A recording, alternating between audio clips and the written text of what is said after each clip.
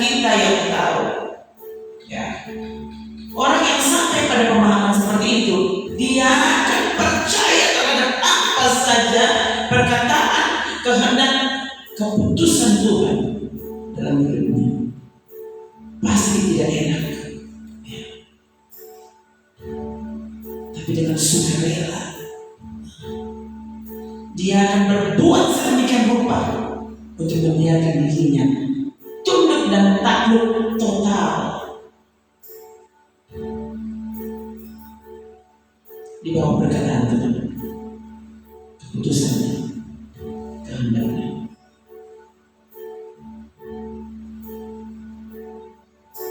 Semua orang yang sedang diproses, tidak ada yang bilang ini enak. Proses ini enak, tidak ada.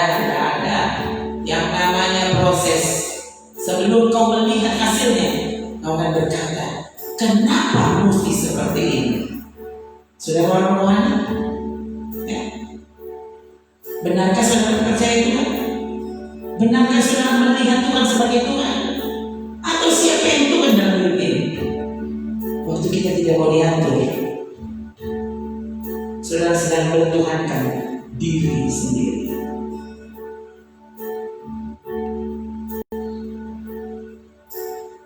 Pastikan dulu di hatimu sekarang. Nanti waktu saudara berdiri di hadiratnya, sebenarnya siapa yang Tuhan? Kita atau Tuhan?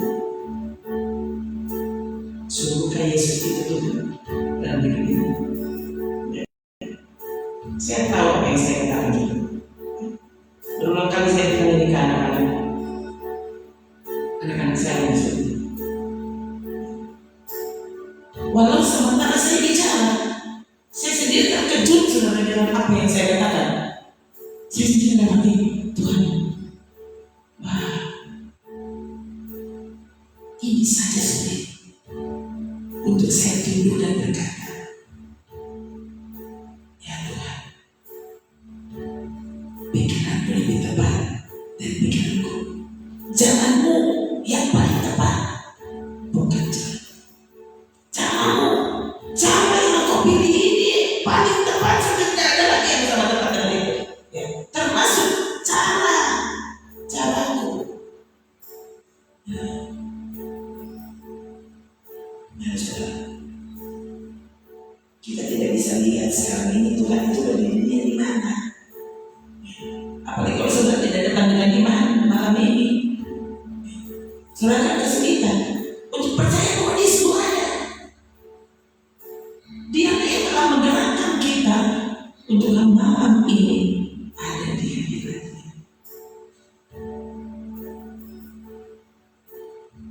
Kalau kita ada di hadiratnya, apapun perasaan dan pencurian yang saudara bawa dan saudara rasa malam hari ini, belajar berkali hati Tuhan. Sekali lagi, bila engkau dapati ada hati yang memberontak, ada hati yang sepertinya tidak setuju dengan perkataanmu, dengan pilihan, dengan jalan-jalan, ampuni aku. Beri aku kesempatan sekali lagi untuk tunduk dan percaya bahwa Allah yang menuntun dan memilihkan jalan untukku adalah Allah yang sangat mengasihi aku, lebih dari aku mengasihi diriku sendiri. Mari kita berdiri.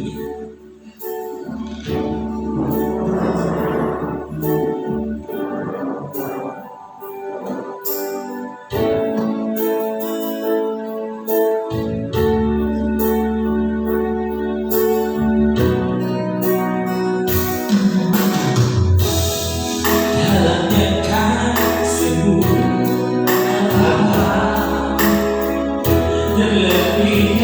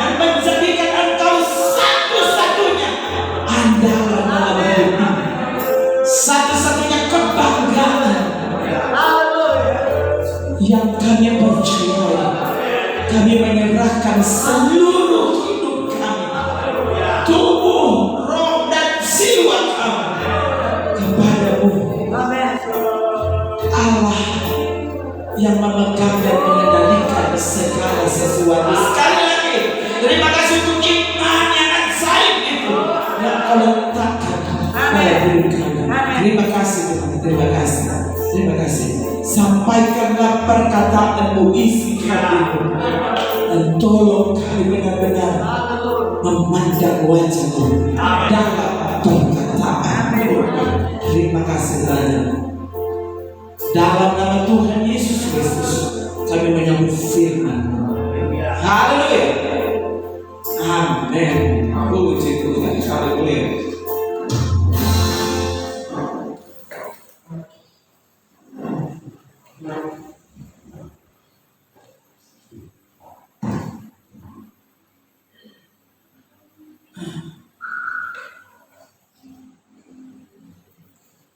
Semua kita tahu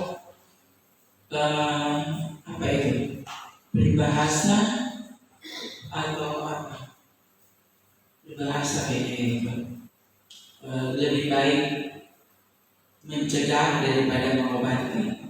Tahu orang Indonesia semua tahu ya, itu kalimat itu ya. Mencegah lebih baik daripada mengobati. Atau ya, mengobati berarti sudah agak terlambat.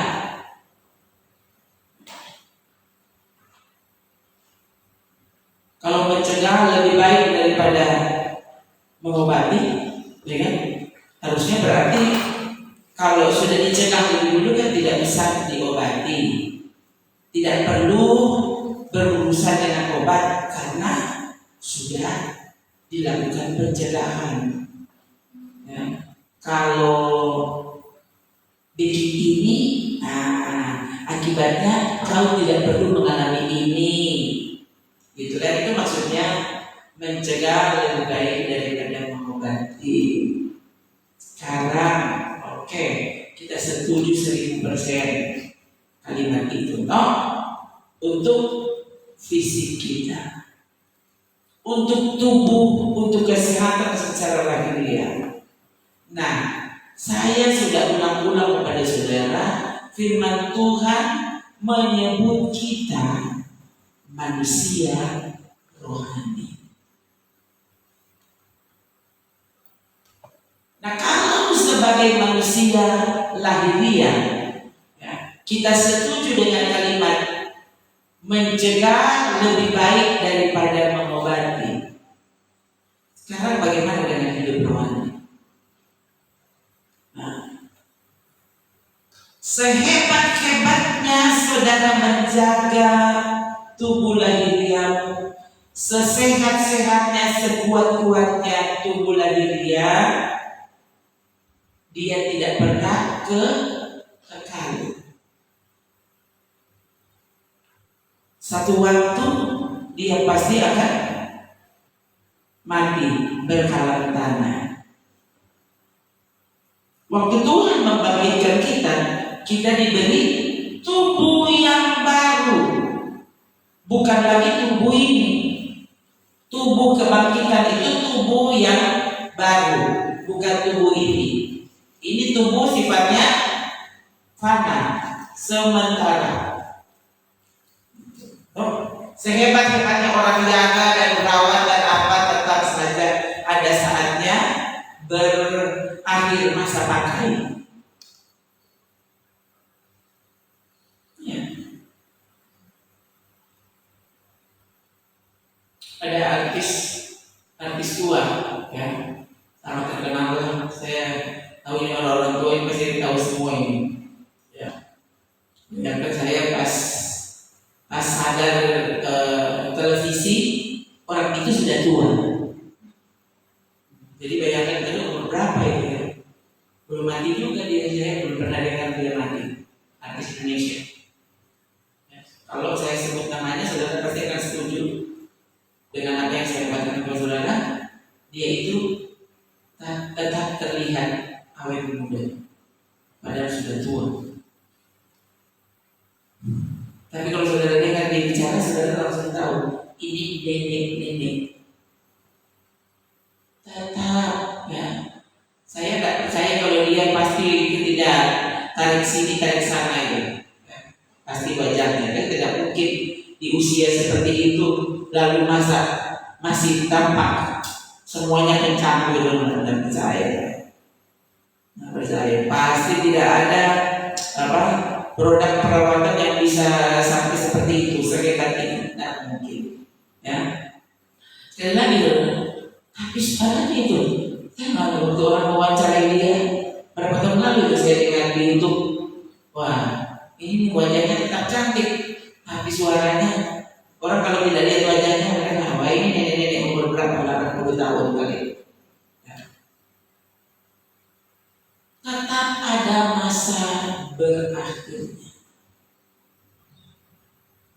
Saya tiba-tiba kemarin dulu kali, saya tiba-tiba dengar waktu saya tanya, oh si ini, dia bilang aduh bu, akhirnya dia tembak juga, padahal dia menjaga kesehatan luar biasa. Bu kami pun diajar, wah Bu Rona, bagusnya makannya ini, begini dan begitu, ya. Sambil dia tunjukkan dan demonstrasi saya sehat walafiat. Jadi waktu saya tanya, orang-orang yang tahu bilang, aduh Rona, akhirnya dia hebat juga. Mereka sambung begini, ternyata dia yang menjaga kesehatan. Akhirnya nggak tahu kenapa ini. Berat sudah 2 minggu kalau salah. Oh iya, kayaknya ini sudah 2 minggu jadi kami tidak lihat dia. Berarti dia jaga kesehatan, jaga makan dan berolahraga. Itu saya tahu sekali. Dia sering membagi tips maksudnya dengan saya. Dulu coba, ini makanan saya. Belum lagi saya olahraga, belum lagi ini dan itu. Itu kan sehat walafiat. Memang sekian waktu saya lihat tidak pernah kedengaran dia sakit. Dan sekarang ini menurut yang saya dengar itu mereka bilang sudah 2 minggu kami tidak melihat dia. Kayaknya mungkin tambah parah kali Bu. Oh, ya.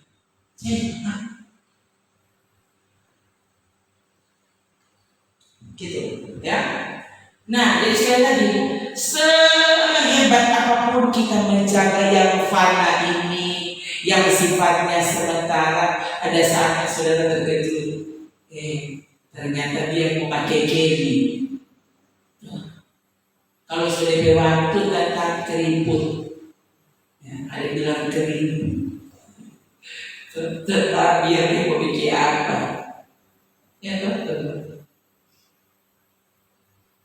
Ada saja bahwa penampilan semua bisa sepertinya bisa mengupgrade sesuatu, ya. Tapi tidak saja, ya. Ada saatnya, aduh dia pakai tua, kan begitu. Tuh, tetap semua ada waktunya, ada tanggal expired. Mungkin kulit saudara masih bagus, tapi mungkin nafasmu tinggal beberapa jam dan kau tidak tahu. Toh, penampilanmu di luar kelihatannya semua masih prima.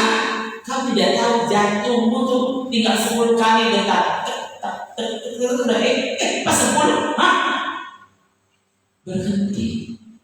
Kau tidak tahu. Tidak ada yang tahu selain hidup rohanimu yang ternyata tidak pernah mendapatkan perhatian khusus dari orang yang sebetul. Karena kita ini disebut manusia rohani. Tuhan tahu sekali kalau kita masih tinggal dalam daging. Tapi kok bisa firman-Nya? Dia menyebut kita manusia rohani. Jangan memperhatikan apa yang sifatnya sementara, lalu kau mengabaikan apa yang bernilai kekal.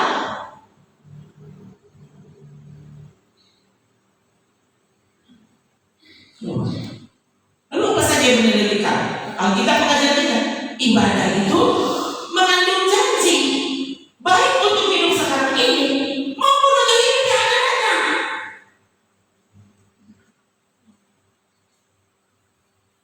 Nah saudara, menurut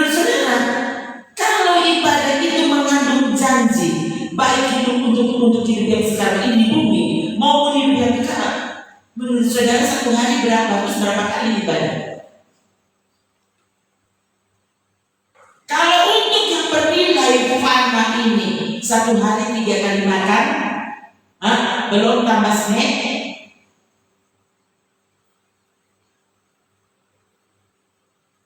semua saudara begitu peduli, jam makan ini, jam makan itu, jam minum ini, jam minum itu, mesti begini, mesti begitu.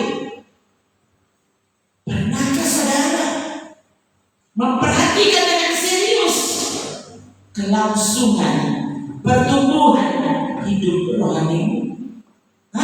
Apa masuk dalam perhatian? Atau saudara sama saja dengan yang lain, kau juga mengabaikan? Kalau untuk tumbuh lagi dia, lebih baik mencegah daripada mengobati. Menurut saudara, hidup rohani itu begitu belum? Mengapa Tuhan bilang jangan begini, jangan begitu? Harus begini, harus begitu. Dan Tuhan tidak peduli. Terus saja saudara biarkan hal-hal yang meracuni hidup rohani, kita tidak peduli lagi. Seandainya kita begitu memperhatikan hal-hal yang Tuhan bilang ini harusnya begini,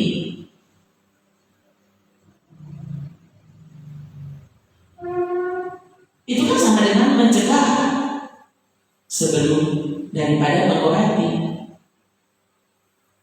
Kalau seandainya kita begitu memperhatikan firman Tuhan, misalnya ini tadi ya, latihan badani terbatas gunanya, tapi ibadah berguna dalam segala hal karena mengandung janji baik untuk hidup ini maupun untuk hidup yang akan datang. Timotius 4 ayat 8 ya saudara. Tapi tetap saja orang berdiri bilang apa ya, terbatas kan, tapi tetap ada gunanya latihan badani itu.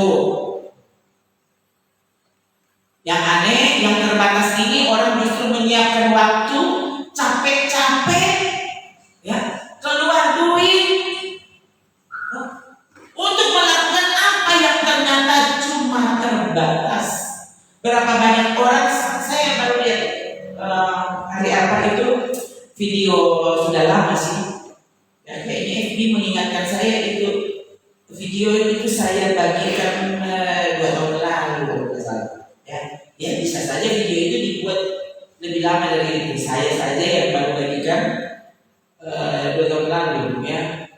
Dimulai dengan video itu dimulai dengan malaikat maut memanggil. Ya. Jadi di situ seperti ada panggilan WA dari malaikat maut. Panggilan berdering, malaikat maut panggil. Saudara cuma tunggu WA dari siapa? Dari siapa? Kau tidak pernah lihat malaikat maut yang panggil. Nah itu salah satu video di situ, saudara, malaikat maut memanggil itu. Saya lihat ada yang sementara di gym, sementara lari di atas treadmill, ya. Yang sering ke gym tahu treadmill itu, ya. Di situ bisa digunakan lari atau jalan cepat, tergantung kecepatan kita tinggal setel di sana. Nah, sementara dia berlari laki-laki, sementara dia lari di atas treadmill, tahu-tahu dia jatuh, saudara, meninggal sudah. Dia bukan sementara di tempat tidur, sementara di infus, bukan. Dia sementara berolahraga, artinya sehat walafiat.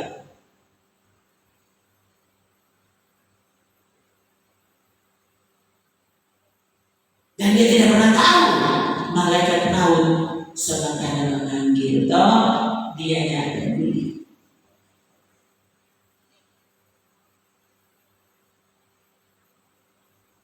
Ada ya anak-anak di sana, orang bersama anak-anak, orang di rumah semua, sangat tahu, ya. Bapak itu kayaknya 50 tahun usianya, masih muda, berrohani, jaga kesehatan,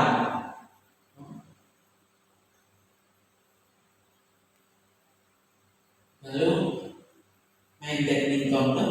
Itu cara dia menjaga kesehatan. Bukan sudah 3 set, satu set lalu dia pikir 1 set, saya istirahat dulu. Nah dia beristirahat. Sedangkan orang tidak ganggu dia. Setelah orang ini bukan kebiasaannya. Waktu mereka hendak membangunkan dia sudah tidak ada, so mati. Bukan usia orang bahwa dia suku buta, so usia mati. Nah itu kalau lihat usianya itu bukan usia mati. Toh apalagi dia sehat dan kuat, toh pandai, toh dia rasa dia lebih betul dari semua orang. Apalagi di berolahraga tuh, ya kata dia tanya berolahraga mana cepat mati. Toh lihat kita semua kita kalah. Dan dia tahu hari itu dia yang kedua, bukan habis berdoa kok dia mati, habis olahraga kok dia mati. Habis melakukan hal yang terbatas gunanya.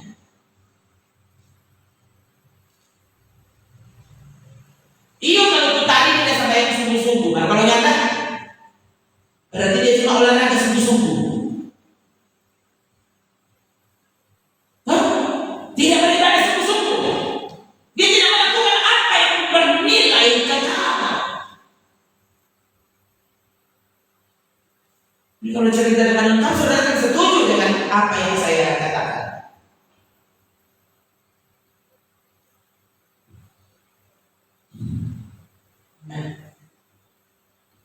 Sudah tahu, siapa tahu sebelum malaikat maut panggil dia sudah minta ampun. Oke, jelas sekali lagi dia, ya itu sebabnya mengapa saya bilang kepada Tuhan, Tuhan, ya kalau mau panggil kita bagus panggil dia secara melayani. Siapa tahu semua pikir sekarang, terus baik. Terus saya mendengar beberapa kesaksian tentang orang yang pulang, orang benar yang pulang, sampai merasa kan, untung langsung mati. Nah, ini orang yang tidak mengerti tentang apa itu hidup di dalam Kristus dan Kristus hidup di dalam dia, akan berpikir bahwa kata-kata saya ini kata-kata yang mengerikan. Tapi saudara-saudara yang belajar hidup di dalam Tuhan, hidup bagi Tuhan, hidup seperti yang justru ini kata-kata penghiburan dan menguatkan sekali. Jadi mengerikan dengan kata-kata ini. Mengapa menjadi ngeri? Karena kau tidak pernah mau siap.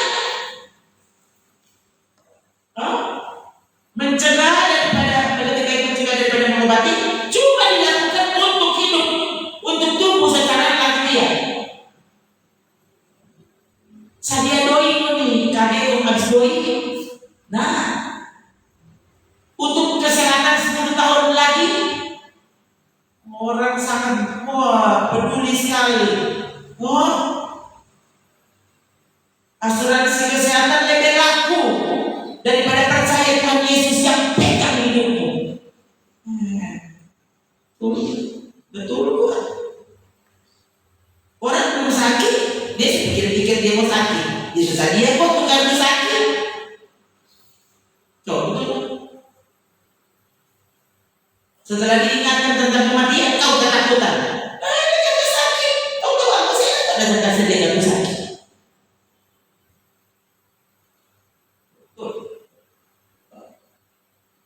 Doi, siapa tahu kalau orang sakit, dia sakit, dia lagi. Itu ibu yang saya,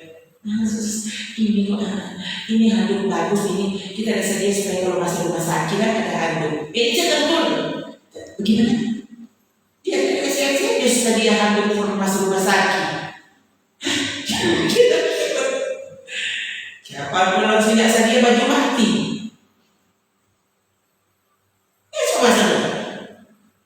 Tapi setelah membaca firman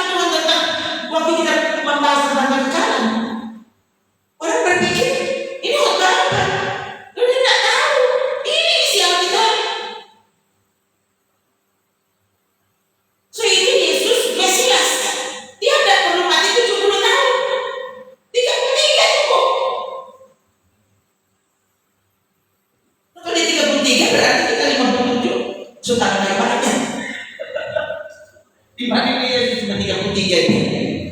Dan Bapa di sorga tidak berpikir kasihan nanti orang mau bilang apa nanti anak. Masa itu anak Tuhan turun dari sorga dibiarkan mati 33,5 tahun kurang lebih.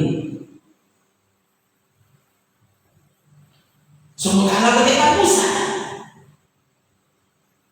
kalah ketika Abraham. Harusnya Yesus mati pada 1001 di usia.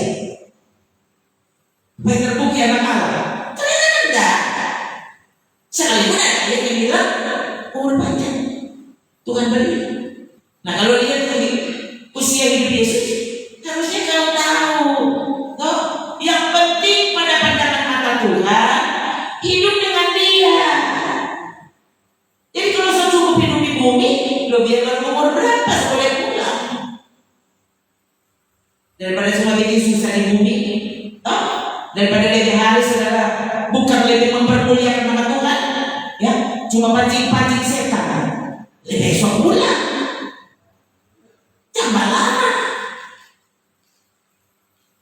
tak tambah 5 tahun tuh dalam masa neraka.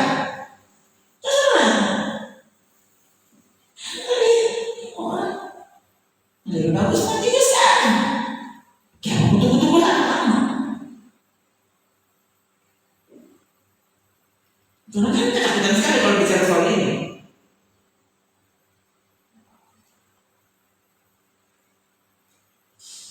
Orang lagi apa? Diperlakukan baik orang cuci darah. Coba. Padahal semua orang yang pengalaman cuci darah sudah boleh tak salah. Pakai alat bantu ya, baking bolong di sini ya, di PVC di semua bajakan. Tidak perlu teori toilet ini, yang tidak perlu singgah di Alfamart.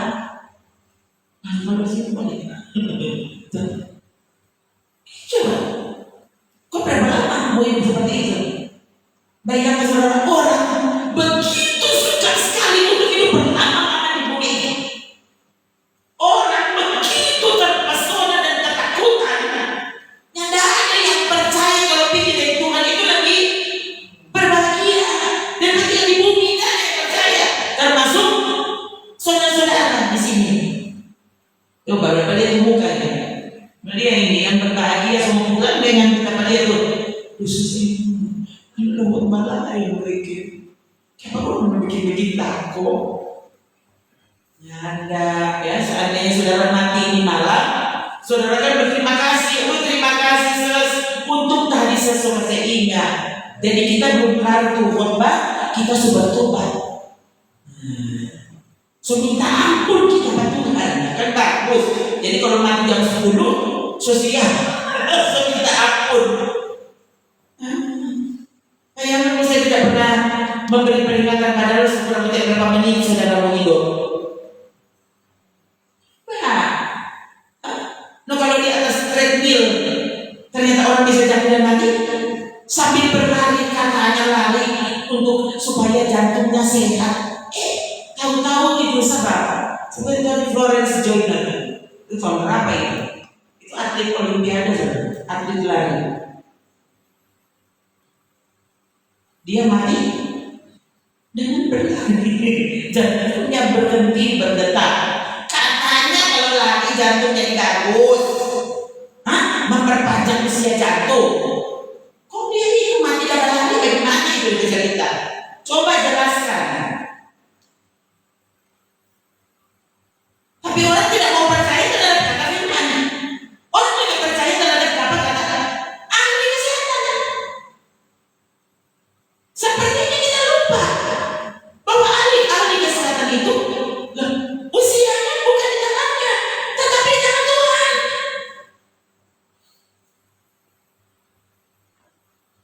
Saya masih ingat sekali loh, mami bercerita. Mami bilang, aduh, orang gereja zaman dulu, loh, memang itu tuh orang kurus. Bagaimana orang sehat? Makan ini boleh, makan ini spesial.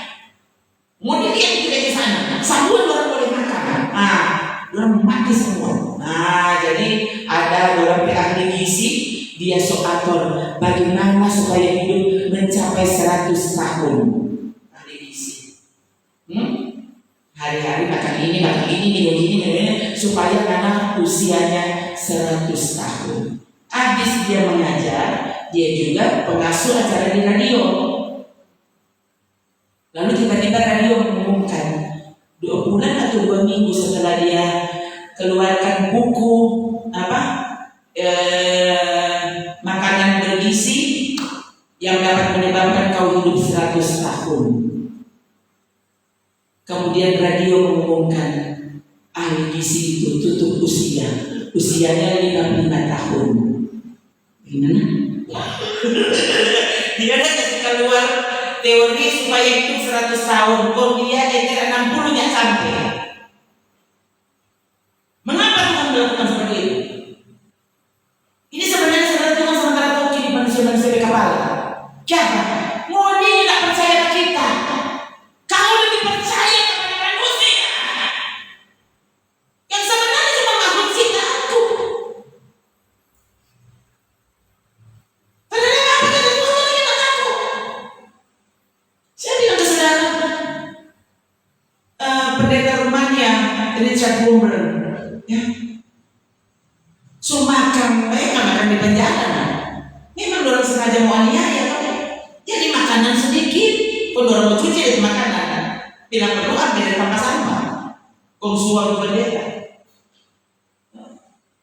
Dok kasih minum sedikit, makan sedikit supaya dia jangan langsung mati pelan-pelan. Kasih masuk di ruangan yang cukup untuk tubuhnya, berdiri, ini boleh duduk, ini boleh basah, ini boleh jongkok, ini boleh angkat kaki, ini boleh kasih berdiri, pokoknya sebagainya lagi sama dia berdiri, tapi dia posisinya berdiri. Beda lagi kalau kasih tidur, kan? Ini dia berdiri di bawah, saudara. Jadi dia berkesaksian, dia itu mengalami kram yang mematikan. Nah, saudara kan sama orang sini tahu tuh kram, tikus, pusat-pusat, tahu apa? No? Nah, bayangkan di pendeta ini berhari-hari dia dalam posisi seperti ini, no, saudara pikir itu dia berapa jadi tikus sudah masuk? Tuh, bukan cuma tikus. No? Kok kurus sekali itu pendeta. Usianya dia mati 83 atau 90. Bagaimana? Sementara olahraga mati. Dia dorong aniaya, kasih masuk di penjara, kasih masuk di ruangan. Bagaimana saudara? Kincing dan buang air besar, dia berdiri di atas. Iya, bukan begitu. Dia mau permisi mobil WC apa ada di situ saja. Nah, saudara bayangkan ini, ya. Saudara kondisi seperti itu kira-kira kuman apa yang ada di dalam situ? Kondisi dia tidak mati. Sampai ini dikeluarkan dari penjara dan mati. Supaya saudara tahu bahwa hidup ini di dalam kendali Tuhan. Itu orang yang lebih takut pada Tuhan.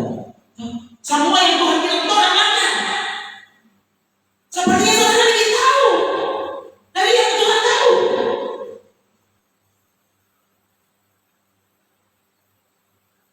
Semua yang Tuhan bilang, tapi itu kita. Betul Tuhan kebenaran, Tuhan mampu dalam segala sesuatu. Di hadapannya tidak ada yang mustahil.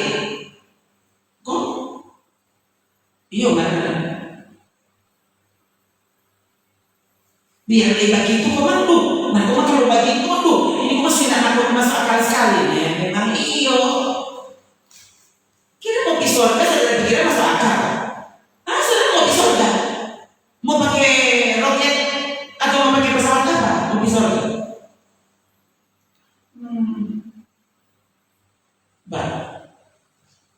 Pergi surga bagaimana? Tapi semua orang Kristen percaya. Semua bukan percaya kok. Dia yakin kan dia pasti masuk surga gitu. Kalau mati Mati itu artinya dia sudah tinggal dengan Bapa di surga. Dia mau setiap hari sepanjang hidupnya dia enter masuk gereja di mau. Hah? Sedangkan mau jadi Tuhan pemau dia di mau. Tapi kalau dia sudah mati orang sama tulis, wah selamat jumpa dengan Bapa di surga. Itu udah bukan arti apa. Yesus bilang begini sebenarnya kepada orang-orang ahli Taurat yang waktu itu membantai Yesus. Yesus bilang apa? Iblislah bapamu. Lo siapa orang? Masih membaca Taurat, masih melakukan Taurat. Yesus bilang iblislah bapamu. Nah saudara yang sama sekali melawan firman Tuhan, tidak mau dengar firman Tuhan, masa saudara ke Bapa di surga? Susah saudara. Harusnya sadar. Coba, iblis lagi menjadi bapamu. Kamu ini melakukan keinginan bapamu. Kalau Bapa di surga adalah Bapa kita, berarti yang kita lakukan apa? Keinginan Bapa di surga. Hidup kudus karena Bapa di surga. Nah kalau dia adalah bapamu, kau akan melakukan keinginannya. Waktu saudara menolak melakukan keinginan Bapa, artinya Bapa di surga bukan bapamu. Siapa bapamu? Apa sama Yesus bisa bilang? Iblislah bapamu. Hanya karena saudara berpikir saudara tidak pernah berdoa kepada iblis, tidak berarti saudara iblis bukan bapamu. Waktu aku menolak untuk tunduk kepada firman Tuhan, untuk tunduk kepada keinginan Bapa di surga, kau sedang berkata bahwa Bapa di surga bukan bapamu. Masa mati masuk surga aku dapat Bapa di surga? Jangan dari mana? Jangan bilang, oh ini pendeta kok memang dia ajarannya yang ekstrimnya sana. Saya baca itu khotbahnya Yesus. Kelihatannya saya malam ini berkhotbah, tapi yang saya baca itu adalah perkataan dalam khotbah yang Yesus ucapkan.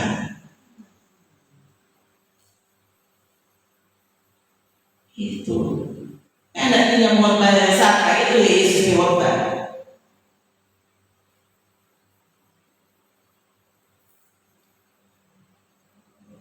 Ia adalah pembunuh manusia sejak semula dan tidak hidup dalam kebenaran.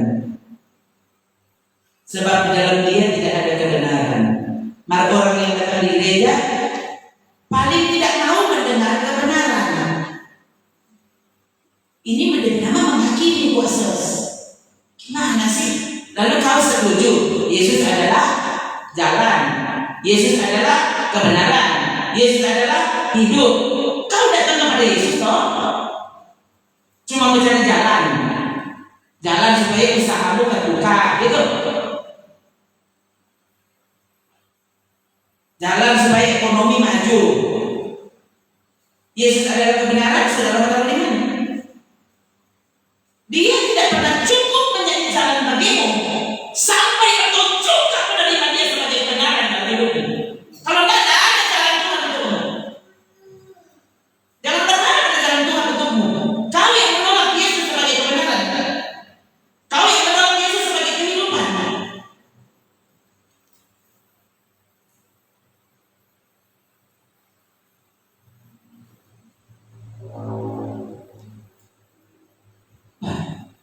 Saudara mau datang di gereja, oh, mau berdoa, baca Alkitab. Baca Alkitab menemukan kebenaran. Kebenaran siapa? Kebenarannya dia. Kalau saudara membaca dengan hati yang tulus, saudara selalu akan menemukan firman Allah dan kebenaran. Pikiran Yesus, keputusannya, keinginannya adalah kebenaran.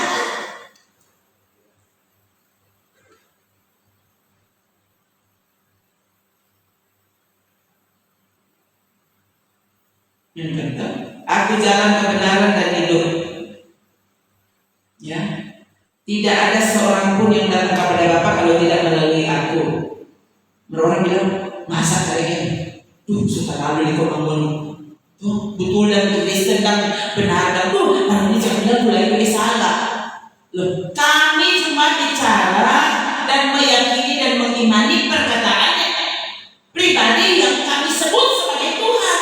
Ini perkataannya. Kalau kau tidak setuju, kan kami tidak paksa. Kecuali kalau ini kesimpulan kami, loh yang bilang Yesus kau gimana toh? Dia yang bilang tidak ada seorang pun bisa sampai kepada Allah kalau tidak lewat Pak kita, kata Yesus. Artinya cuma dia jalan. Salah sendiri. Setelah kau mendengar perkataan ini, kau menolak untuk percaya. Kan sama salah. So kasih tahu tapi kau tidak mau percaya.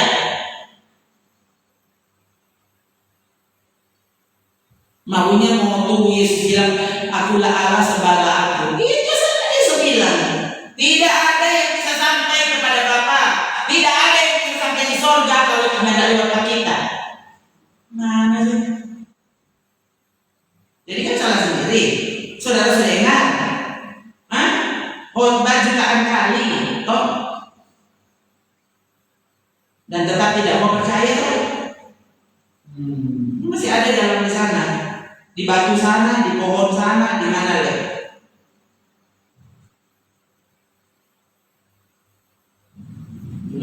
Nah, orang Kristen sana yang percaya ayat ini adalah firman Tuhan, ternyata tidak memilih jalan itu sebagai jalan kebenaran baginya. So tahu tidak ada kebenaran dari perkataan yang lain, tapi tetap saja kalau tidak percaya apa kata dunia. Loh, kenapa kita tidak berpikir kalau kita melakukan hal ini apa kata Tuhan?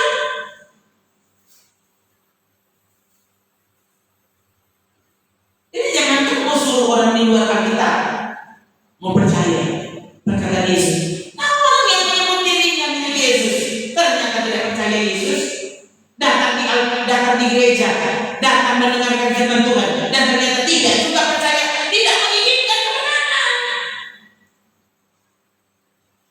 Tapi saudara tahu, penyembah yang benar menyembahnya dalam roh dan kebenaran. Kok? Bayangkan saudara, tadi saya dikejutkan, memang belum diperiksa secara lengkap sih. Tadi ada yang bilang informasinya, ada pendeta yang sementara orang bilang naik daun. Kok di Amerika dia top, ya, dan kalau saudara buka namanya di Google, di YouTube, wah dia memang sedang menarik perhatian banyak orang. Masih muda, ya, dan ternyata dia baru saja menggemparkan dunia Kristen. Ya, dia merayakan perayaan Paskah, kan Paskah baru lewat, ini baru bulan Juni tanggal 2, ya, Paskah baru lewat April barusan, ya. Dan adik bilang mama, di kalimat awal di Easter celebration barang istilah begitu, ya. Jadi perayaan Paskah.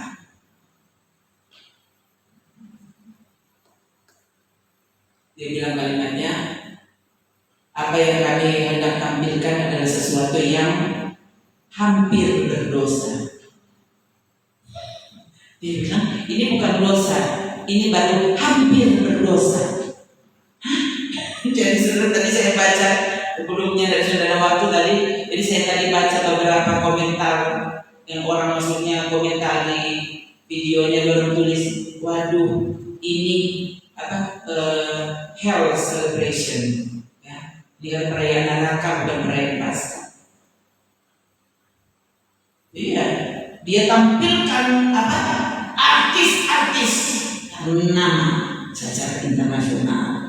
Jadi semua kalau yang suka, mereka mengajukan semua jempol untuk dia.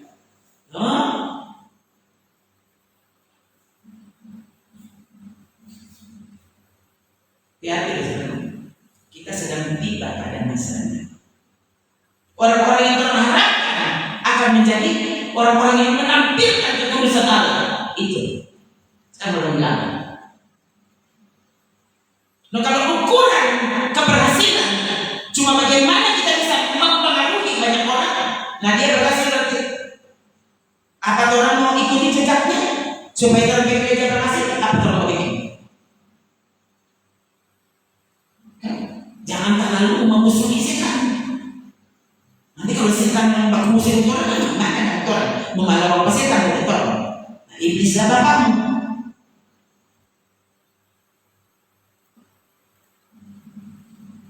Maksudnya itu benar ngomongin. Kita sedang ada permasalahan. Hati-hati saudara, hati-hati ya. Jadi kalau saudara tidak mau menetapkan firman Allah, ya, pikirannya sebagai satu-satunya kebenaran, kau dalam bahaya.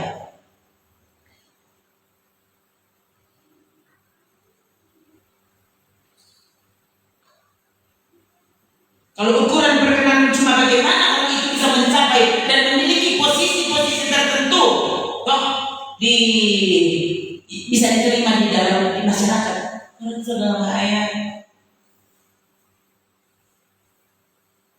Mayoritas masyarakat masa kini tidak menyukai orang yang terlalu menyukai firman Allah, terlalu mengagung-agungkan firman Tuhan, terlalu mengagung-agungkan surga Yesus. Orang yang suka ini Yesus itu, dia suka terlalu ekstrim.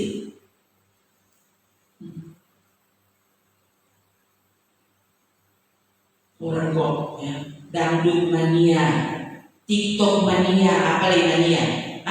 FB mania, Insta mania, apa lagi? Game mania, semua bangga. Jesus mania, mau ini keterlaluan, mau ini panitia surga, dan panitia neraka. Sudah bisa apa sih? Panitia surga, kalau Tuhan kasih masuk kok, biar cuma jadi panitia konsumsi, seks konsumsi. So,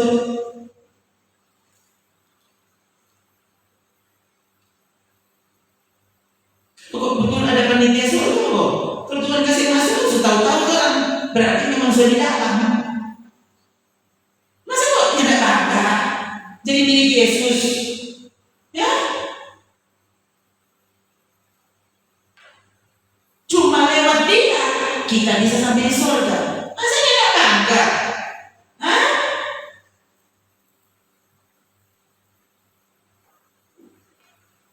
Drakor mania. Tuhan pencinta drama Korea. Tuhan lihat orang dibuka surga sama di Korea. Coba ganti nama Tuhan, yuk pindah juga di Korea.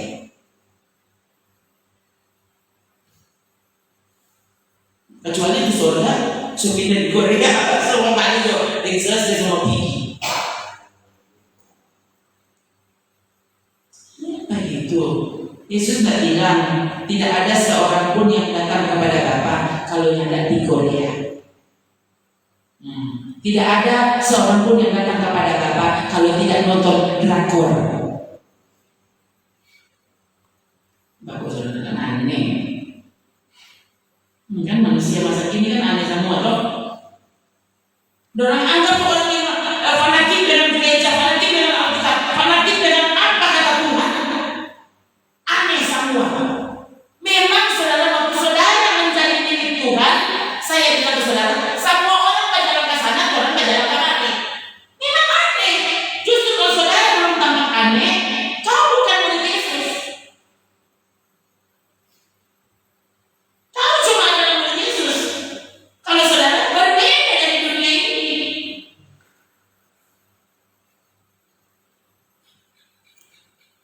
Pikirannya apa? Yang menyenangkan apa? Saudara punya pikiran yang berbeda. Kau milik Yesus. Kau murid Yesus. Dua hari yang lalu kalau salah, saya mendengar kesaksian dari seorang ibu pendeta. Ya, dia tadinya bukan Kristen. Dia datang dari agama sebelah. Dia bilang, loh, ya, memang kami jangankan mau jadi Kristen, ya, sejak kami kecil kami tidak diizinkan untuk berteman dengan orang Kristen. Yang kedua, jadi DP keras minta ampun, ya. Jadi jangankan mau mimpi menjadi Kristen, ada satu saat dia pikir tidak mungkin.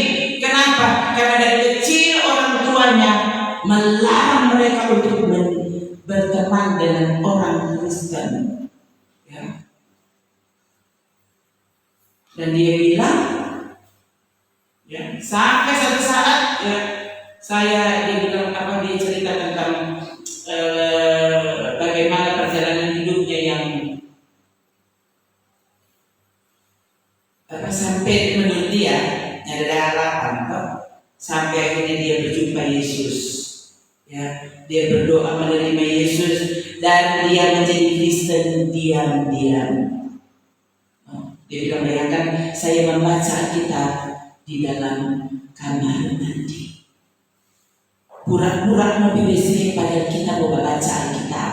Kalau saudaranya pura-pura baca Alkitab padahal baca lain. Kalau dia pura-pura di WC karena dia mau baca Alkitab. Kalau orang Kristen zaman sekarang pura-pura baca Alkitab padahal baca lain. Padahal baru di film. Udah susah dia. Ada Alkitab di situ dan kalau orang mikir bisa tadi. Oh, dia baca Alkitab. Ada orang sekali bilang. Orang kalau jatuh cinta dari Tuhan itu begitu. Dia bilang, tahu enggak, saya menghabiskan waktu membaca Alkitab setiap hari 6 sampai 7 jam satu hari membaca Alkitab. Memang saudara, Tuhan ini kalau Tuhan yang tidak ditekan, kalau semua ada perasaan supaya tidak ada halangan, Tuhan malah tidak jadi Tuhan. So itu waktu Tuhan mengizinkan tekanan-tekanan terjadi, harusnya bersyukur. Karena lihat, malah orang-orang yang dalam tekanan, mereka jadi mencintai Tuhan luar biasa. Gitu kan? Karena mau pikir jadi boleh, mau berdoa di boleh, mau baca Alkitab di boleh, karena dia bahasa bunyi di mana dia mau baca Alkitab. Dia bilang, bayangkan sudah 2 tahun aku menjadi Kristen, baru orang tua tahu, dan papanya langsung mengadili dia. Tahu tidak saudara kalimat yang saya tangkap? Dia bilang begini, dia berpapa bilang, pantas kamu sekarang sudah aneh. So 2 tahun kata aneh. Dia bilang, tahu nggak aneh saya apa? Sebelum saya menjadi Kristen, papa saya setiap hari memukul saya. Kenapa? Karena jam saya pulang, ini perempuan, nona-nona. Jam saya pulang rumah jam 2 pagi. Jadi papa pukul begitu. Kelar pukul, dia bilang besok kita pulang jam 3. Jadi dia bilang, setelah saya jadi Kristen, orang sini tidak usah pukul dari kita. Kalau dia baca kita, sudah jadi mana-mana. Pantas mana so aneh. Bukan orang bersyukur dia diusir dari rumah. Padahal kan saja tidak usah pukul, tapi dia sudah berubah. Saudara ini, lihat ini manusia. Ini orang sudah berubah. Itu hari tidak usah pukul, tidak usah membunuh. Orang dia kata-kata dia bilang apa? Setiap kali dipukul dia bilang, kenapa tidak sekalian dimatikan saja aku? Kan kita tidak pernah nikah, kamu lahirkan. Jadi kalau pukul bagi kita mati yuk. Bayangkan saudara, itu bermalawang sampai seperti itu. Dan mereka tidak bisa mengubah dia. Sampai berjumpa Yesus, dan Yesus mengubah dia. Orang tua bukannya bersyukur, tapi kok masuk tuh. Dia jadi Kristen, apa dia? Nyari yang berubah, sekarang sudah berubah. Dia orang malah bagus juga ini saya bicara. Dia bilang, Anda tahu, waktu saya menjadi Kristen, saya jadi pembantu di rumah kos. Saya tukang masak di situ, saya tukang pel, saya tukang cuci dan tukang setrika baju anak-anak kos. Dan semua orang bilang, dia anak. So jadi Kristen dan sekarang anak pembantu rumah tangga. Harusnya dia malu berat, tapi tidak. Dia tidak berhenti mencintai Yesus. Kalau saya bilang namanya, silakan terkejut. Sekarang dia pendeta Tom, terkenal bukan cuma di Indonesia, tapi di luar negeri. Ini pendeta Indonesia. Semua ada waktunya, saudara. Semua ada waktunya. Toh, saudara jadi Kristen, jadi jemaat, kok mengalami penganiayaan apa? Bayangkan, ini orang baru, iman baru bertumbuh. Tuhan langsung izinkan dia masuk dalam penderitaan yang luar biasa. Sudah diusir dari rumah, dan dia bukan jadi putri raja. Ya, kalau saya mau dengar ceritanya, nampaknya ini dia latar belakangnya orang kaya. Kok bisa jadi tukang cuci, tukang pel, tukang masak, benar?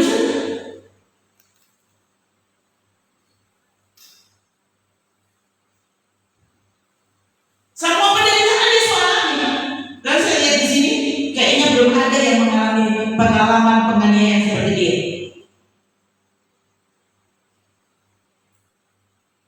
Benarkah Yesus adalah Tuhanmu? Benarkah perkataannya adalah kebenaran bagimu? Atau saudara memilih kebenaran itu menurut keinginanmu? Saudara disuka sesuatu khotbah, ikut saudara benar. Jangan terlalu keras seperti itu. Coba saudara. Ini kayak ini. Yang sampai orang pikiran, orang ini dia masuk gereja, orang kira orang masuk surga. Ternyata di terakhir dia bilang, undur ampunan kejahatan. Waktu saudara membiarkan Yesus masuk dan menguasai hatimu, Roh Kudus datang dan menguasai hidupmu. Ya, Kisah 1 ayat 8. Coba fungsi Roh Kudus. Nah, 3. Tetapi kamu akan menerima kuasa kalau Roh Kudus turun ke atas kamu. Kamu akan menjadi saksiku di Yerusalem, di seluruh Yudea, Samaria, sampai ke ujung bumi. Itu tuh. Jadi waktu Roh Kudus ada di dalam diri seseorang, dia yang berhenti jadi berkat untuk siapa? Yang tetap berhenti untuk bercerita tentang Tuhan.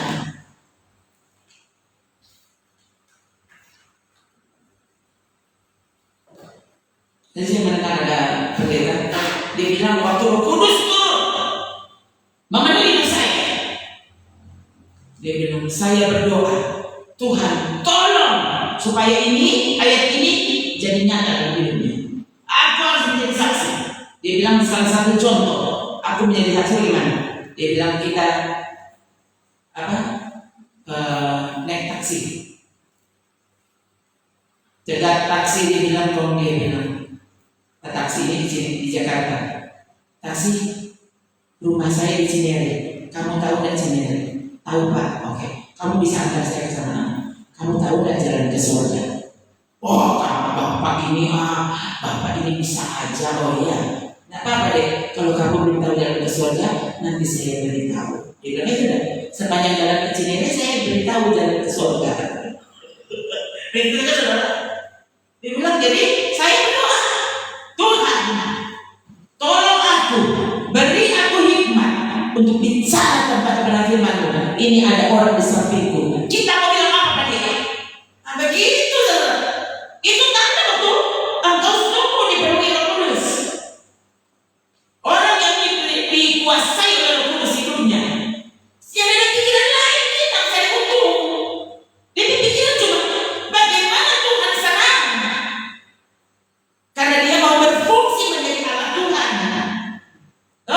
jadi saksi, jadi saksian. Saudara ya, sampai di FB, saudara nggak bisa jadi saksi di sana kok. Lebih tutup ke FB. Kalau kau tidak bisa jadi saksi di sana, bilang apa kek?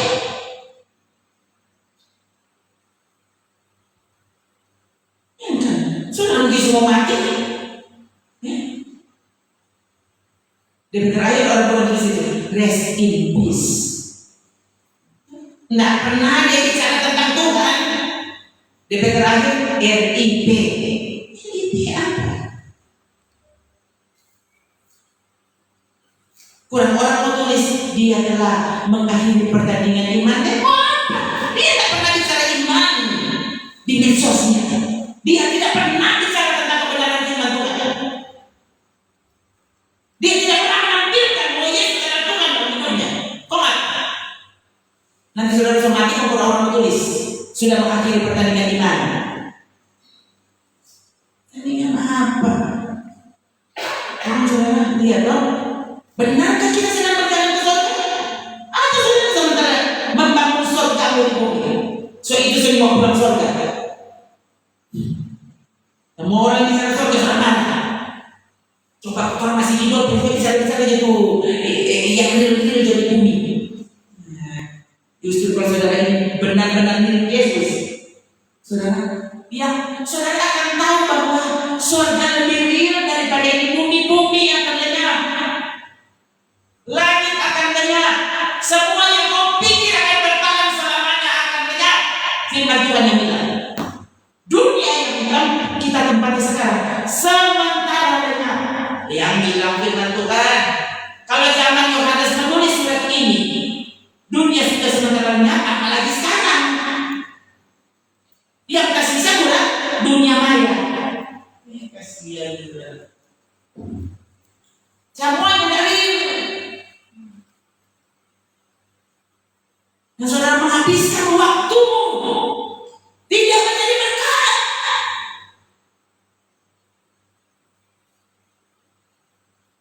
Hati-hati saudara. Saya berulang kali semua upload foto, tapi tidak jadi. Kenapa legalnya? Terus cocok pulang, hapus. Nanti dapat kata-kata yang dapat baru tertulis. Aduh saudara yang tahu, legal selesainya, legal sudah 2 jam, kan bikin statusnya menjadi-jadi. Kenapa karena saya rindu? Waktu kita tulis itu tepat. Waktu saudara lihat firman Tuhan, itu bukti bahwa Roh Kudus sementara melakukan fungsinya dalam saudara. Kalau tidak guna Roh Kudus ada pada saudara.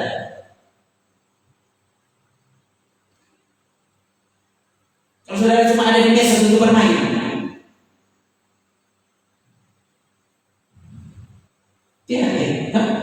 mau hidup berapa lama? Bayar hidup kurang 2 bulan, kurang 3 bulan. Harusnya saudara kerja lebur untuk Tuhan. Sekurang gede sedikit waktu.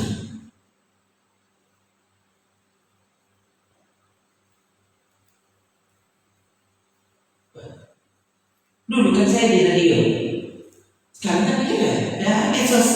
Saya menggunakan medsos. Orang yang sukanya, aku suka tak apa. Tuh, 1 orang saja suka, sudah diberkati. Firman Tuhan menjaminnya. 1 orang bertobat, surga berpesta. Di bumi ini lo tanya, siapa dia siapa? Kaki lele siapa? Cuma dia lele. Kau tidak tahu, kau tidak bersuka cita. Tapi surga bersuka cita ada 1 orang itu.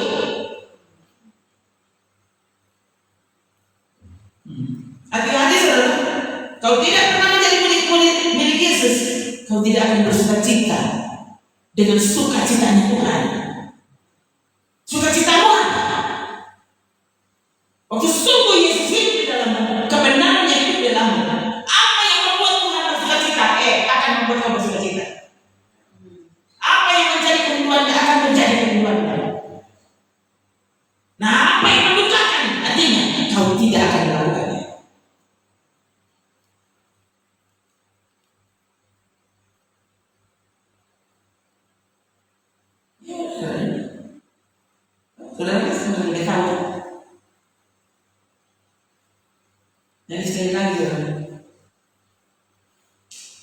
Jangan biarkan sodekan mati Tuhan ini.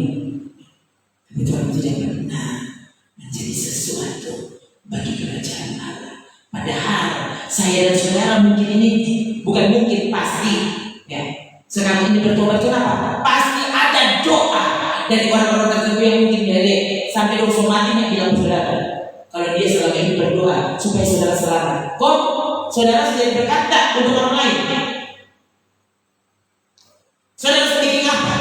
Supaya ada jiwa yang datang pada Tuhan sebenarnya. Itu kan mau tidak saudara rugi supaya ada satu jiwa datang. Kalau Yesus tuntut menjadi DP murid, kau harus saudara kehilangan nyawa. Dia saudara apa? Kasih contoh deh, tidak pikiran deh, pendeta ini dan maunya deh. Dia bilang begitu kan dia mau minta oleh kata orang. Jadi mau salah dia pikir, ya. Adalah seharusnya saudara, coba saudara berdoa. Saudara kan tidak tahu, ada orang tertentu. Dulu sebelum saudara bertobat, dia mengusahakan semua cara supaya saudara bertobat. Sekarang saudara, untuknya apa? Supaya seseorang saudara dapat diri datang kepada Tuhan. Itu bukti bahwa kau adalah manusia rohani. Keinginan surgawi bekerja dan menguasai saudara.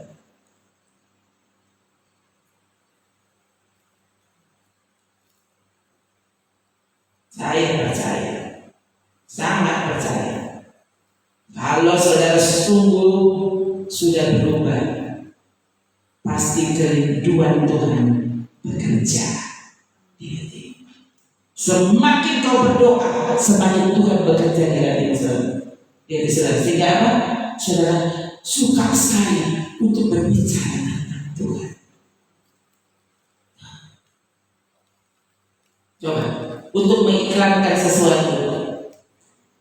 Saudara kan bikin sesuatu supaya apa yang saudara mau tersampaikan. Karena bayangkan kalau sungguh Yesus itu bernilai dalam hidupmu, mau tidak jadi Tuhan Yesus keiklan? Mau tidak? Coba cek di hatimu. So pernah tidak jadi Tuhan Yesus keiklan di medsos?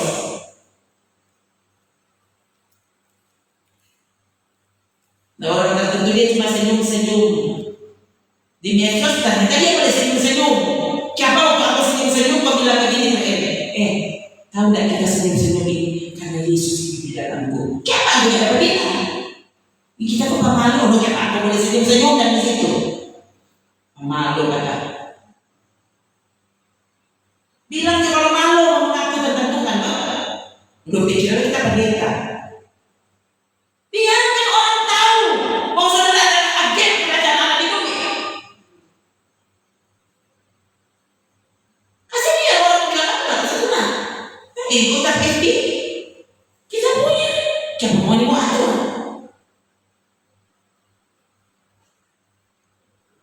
Kalau orang lain bisa jadi iklan ini, iklan ini. Kenapa Tuhan kita bisa jadi iklan surga? Waktu Tuhan ada di bumi.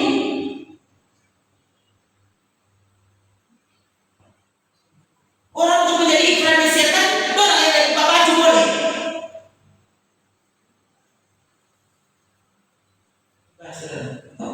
Biarkan di hatimu.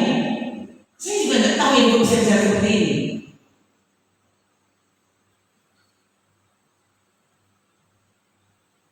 Sekali lagi saudara cek di hatimu sekarang. Benarkah Yesus sedang menjadi bintang di hatimu atau sampai bintang di hatimu?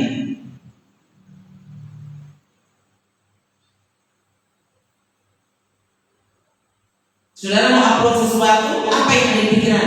Yang muncul apa? Nah itu kan ngeri loh saudara. Bayangkan kalau ternyata akhirnya Tuhan temukan orang yang disebut kekasih Yesus ternyata sebenarnya tidak mengasihi Yesus. Tuhan mengasihi diri sendiri.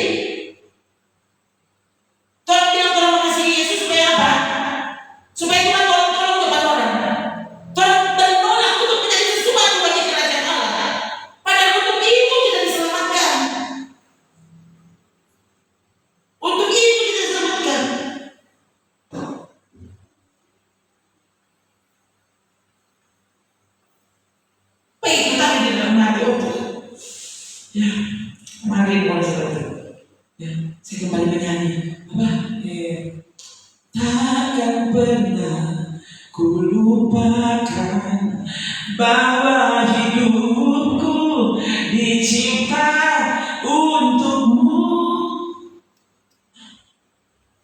Ulang lagi. Saya ulang lagi kan begitu. Oh Tuhan, aku bersyukur dan bersuka cita. Aku diciptakan untukmu.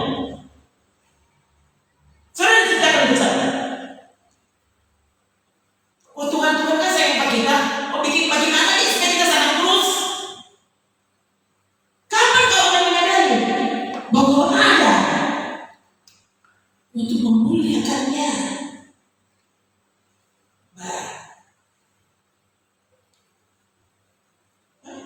Dan apakah kau bersuka cita? Karena kita ini dicipta untuk dia. Kotorannya apa? Kalau semua cuma for Tuhan, sampai saudara sungguh menjadi kekasihnya. Saudara, apa? Sama sekali saudara tidak akan mengeluh dan bersungut. Kenapa aku cuma hidup untuk Tuhan? Semua orang yang sadar bahwa dia diciptakan untuk kemuliaan Tuhan, dia bertobat dan Roh Kudus menguasai dia. Saudara pasti cuma ini sukacita. Justru saudara bisa bersukacita, terima kasih Tuhan. Kita begitu rendah hati. Aku rindu sekali supaya semua orang tahu aku bersukacita dan berbahagia dan bangga karena aku diciptakan untuk memuliakannya. Bukan aku yang indah, dia yang terindah. Begitu. Coba biarkan Tuhan bekerja dan merubah cara pandangmu, cara pikirmu. Akhirnya semua dapat rasa sampah. Cuma Tuhan yang ada nilainya. Itu orang ini ada arti. Hidupku berkurang-kurang supaya Yesus bertambah sampai aku hilang, sampai aku lenyap sama sekali. Yang kelihatan cuma Yesus saja. Mari kita belajar.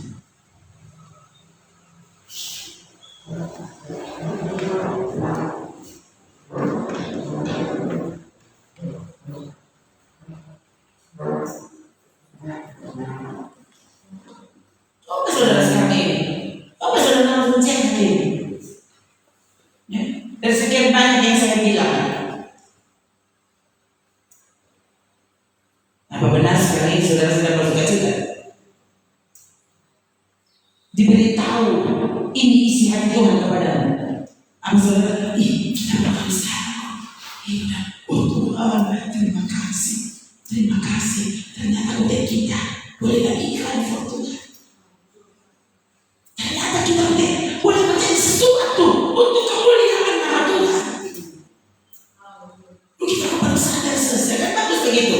Dan saudara mana-mana di situ. Sudah lama kau dimenangkan oleh darah dan domba. Kau sudah bikin apa? Biarkan orang ini selamat dengan darahnya. Kau orang sudah bikin apa? Untuk darah yang sudah menembus kita sudah bikin apa? Tuhan Yesus menolongkan.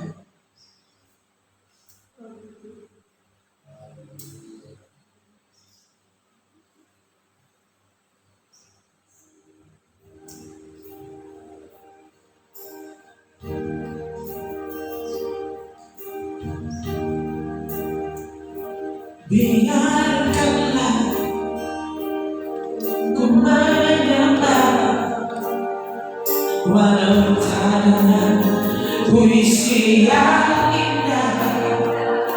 Biarkanlah ku menyembah, memberikan hatiku berserah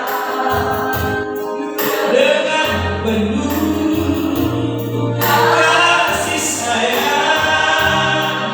Biarkanlah aku berdoa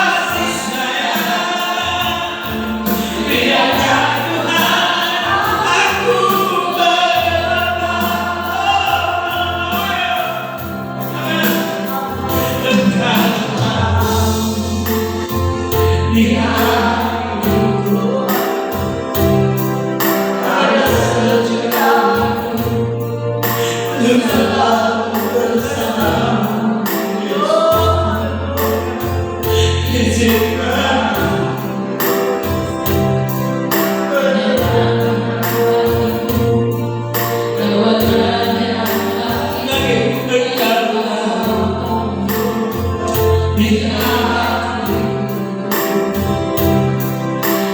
sejuta itu bersamamu, bersamamu Yesusku.